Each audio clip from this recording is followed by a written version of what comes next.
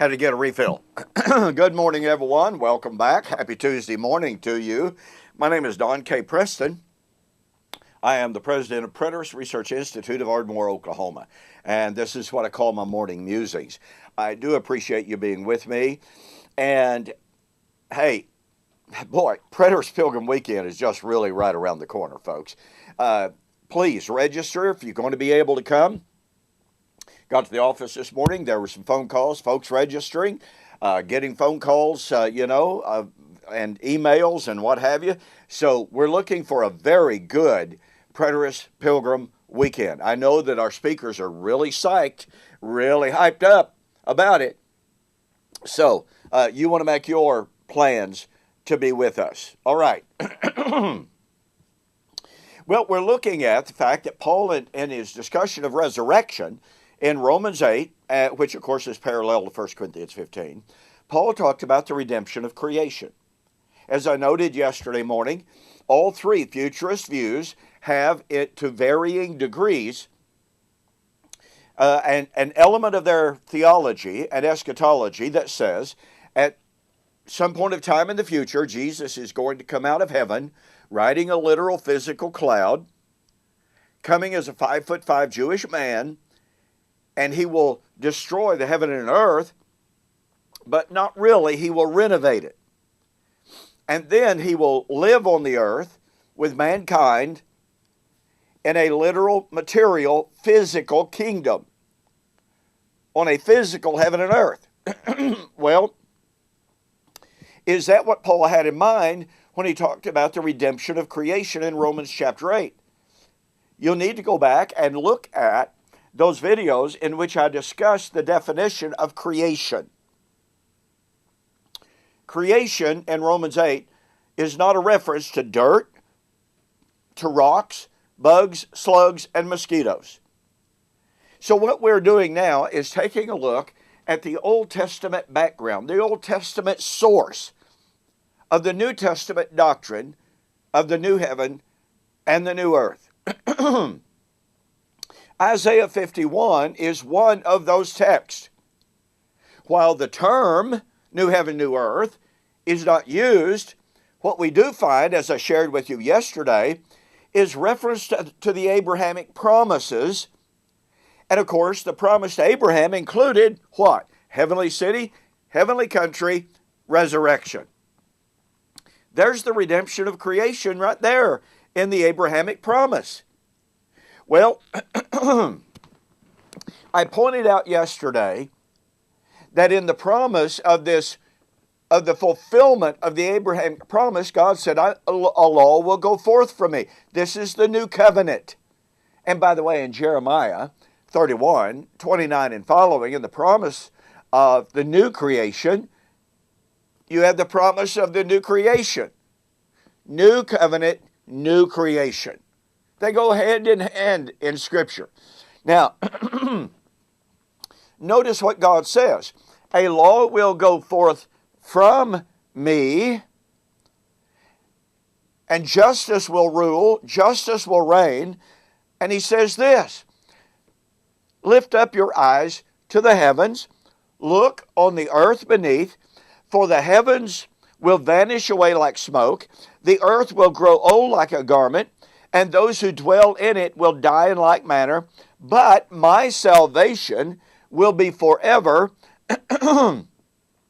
and my righteousness will not be abolished. So here we find, in the context of the promise of the new covenant, we find the promise of the passing away of heaven and earth, but with God's new covenant remaining.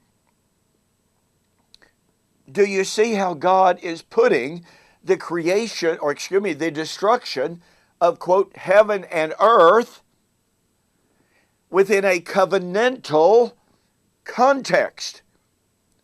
Now, if this is not a covenantal context, here's what we have. We have God promising the new covenant at the time when literal heaven and earth will be destroyed. Well, wait a minute.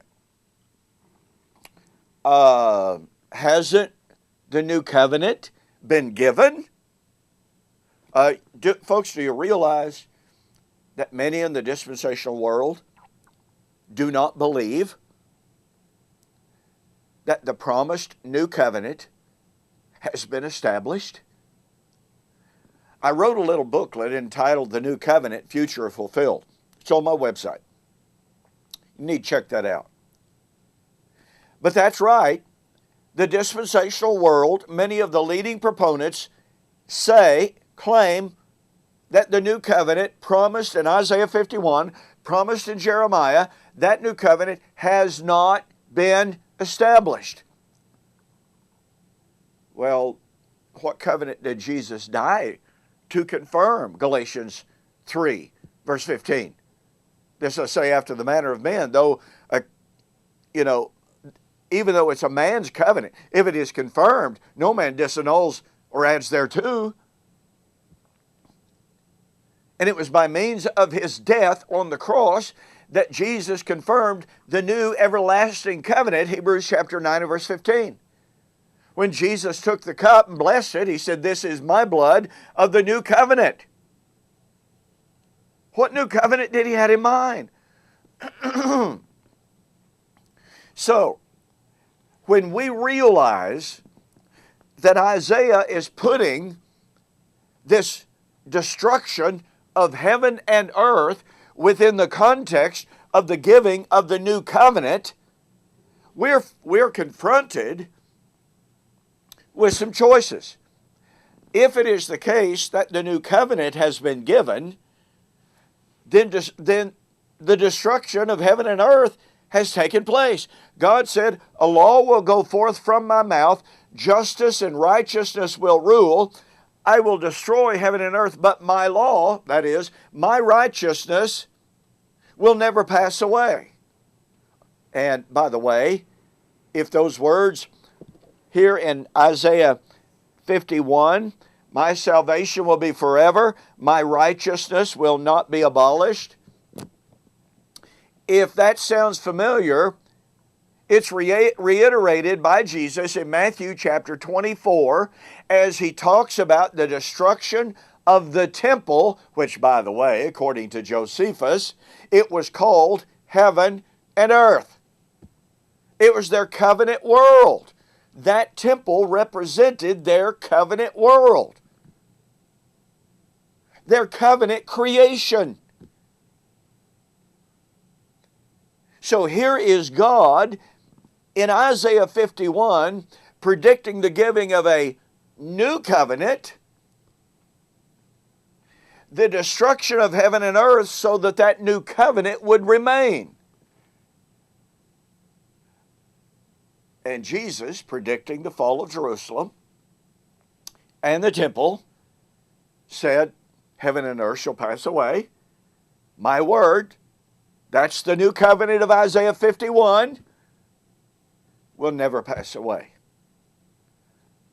This is covenant, folks. It's a covenant discussion. Let me reiterate this.